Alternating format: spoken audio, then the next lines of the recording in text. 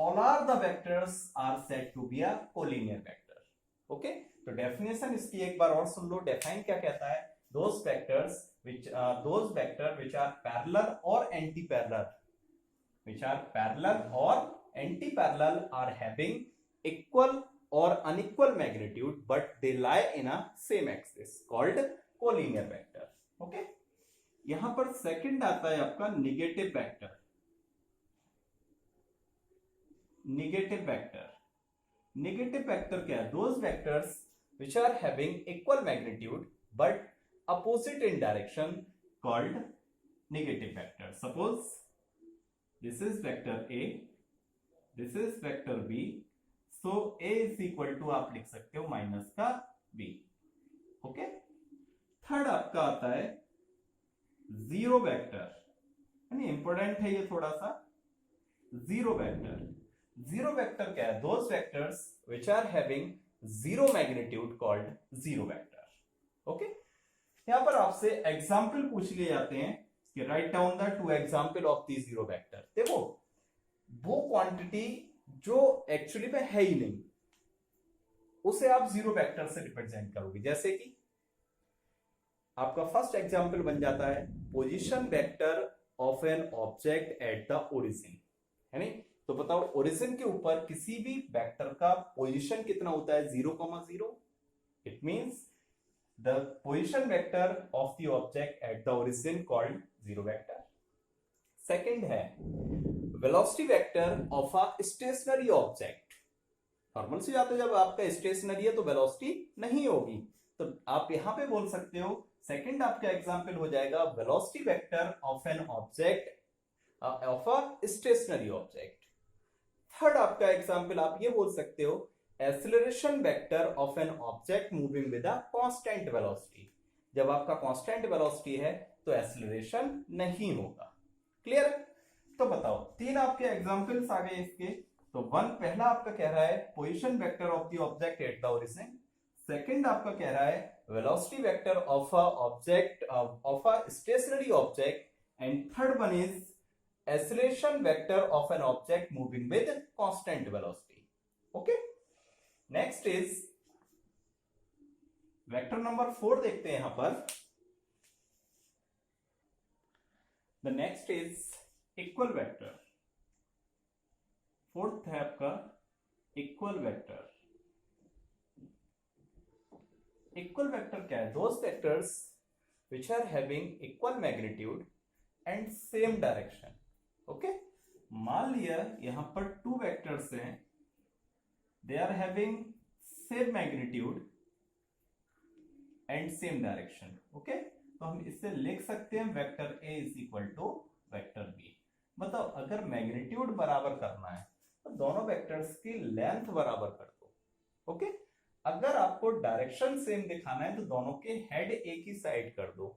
तो ये वेक्टर को देख के आप बोल सकते हो those vectors which are having equal magnitude and same direction called equal vectors. Same magnitude and same direction. Okay, इसके बाद बन जाता है आपका को इनिशियल वेक्टर. फिफ्थ है आपका को इनिशियल वेक्टर्स. तो बताओ को इनिशियल वेक्टर्स क्या है? Those vectors which are having common starting point. Okay, suppose vector A, vector B, vector C. Those vectors which are having common starting point called co-initial vector. इसके बाद है आपका 6 है आपका को टर्मिनल और कोटर्मिनस वेक्टर. तो बेटा कोटर्मिनल वेक्टर्स क्या है? Those vectors which are having same ending point. Okay, those vectors which are having same ending point are called coterminus vector. Okay, इसके बाद है आपका 7 unit vector. Those vectors which are having unit magnitude called unit vector. It can represent by taking a cap on a head of a quantity. Suppose A cap, ये आपका क्या represent करेगा, unit vectors को represent करेगा। और इससे निकालने का तरीका ए कैप कैसे होता है, A cap is equal to vector A upon mod of A.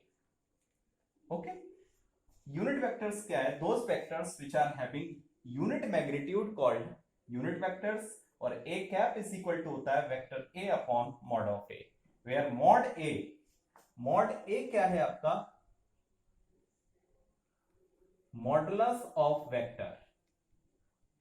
Okay, that is the 8। तो आपने फर्स्ट देखा को लीनियर वेक्टर या फिर कोलिनियर वेक्टर्स थे आपके फर्स्ट, फिर उसके बाद आपने देखा नेगेटिव वेक्टर, फिर आपने देखा इक्वल वेक्टर, फिर आपने देखा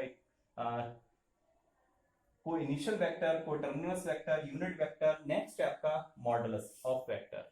मॉडुलस ऑफ वेक्टर क्या है, the modulus of the vector will give the magnitude of the vector quantity. Okay, that is this. कैसे कैलकुलेट करते हैं इसे, ये देख लो। मॉडुलस कैलकुलेट करने के लिए मान लिया यहां पर एक चीज और देखो, यूनिट वेक्टर के अंदर here vector I, unit vector I is the unit vector along x axis. Okay, j cap, this is the unit vector along y axis, and k cap is the unit vector along z axis. Okay, अगर मान लिया आपके पास एक force लिखा हुआ है F is equal to 20I, तो यहां पर इस तरफ आपको देखो, यहां पर जो 20 है it give the magnitude of the applied force, and I cap आपको बताओ यूनिट वेक्टर आई किस एक्सिस को रिप्रेजेंट करता है, एक्स के एक्सिस को। तो आप ये कह सकते हो कि जो आपका फोर्स अप्लाई किया जा रहा है वो अलोंग द एक्स एक्सिस है। ओके, इसी तरीके से अगर 20I plus something j plus k होता तो हम ये कह सकते हैं कि आपका जो फोर्स अप्लाई किया जा रहा है वो एक्स वाई जेड तीनों एक्सिस के अलोंग अप्लाई किया जा रहा है। ओके, तो यहां पर देख लेते हैं मॉडुलस निकालने का तरीका क्या होता है। मान लिया एक क्वांटिटी है I is equal to vector A is equal to 2I plus 3j minus k। Okay, mod निकालने के लिए देखो क्या करते हैं, मॉड निकालने के लिए सबसे पहले आप एक रूट लोगे, यहां पर देखो I का जो भी कोफिशिएंट है, जैसे कि यहां पर 2 दे रखा है तो उसका स्क्वायर कर दो, प्लस j का कोफिशिएंट 3 है स्क्वायर कर दो, प्लस k का कोफिशिएंट -1 है स्क्वायर कर दो। तो mod of A is equal to ये बनेगा 4 plus 9 plus 1, mod of A is equal to हो जाएगा √14। ओके, तो इसी तरीके से आप क्या कर सकते हो, मॉड को कैलकुलेट कर सकते हो। ओके, तो ये आपके कुछ वेक्टर्स से जिसके आपने डिफाइन किया। इस तरीके के जितने भी आपके ये डिफाइन लिखाए हुए हैं डिफाइन आप करिएगा। Next tomorrow we will start the some addition method of a vector quantity. Okay, there are 3 methods which are earlier explained during the lecture: triangle law, parallelogram law and the polygon law. Okay, thank you.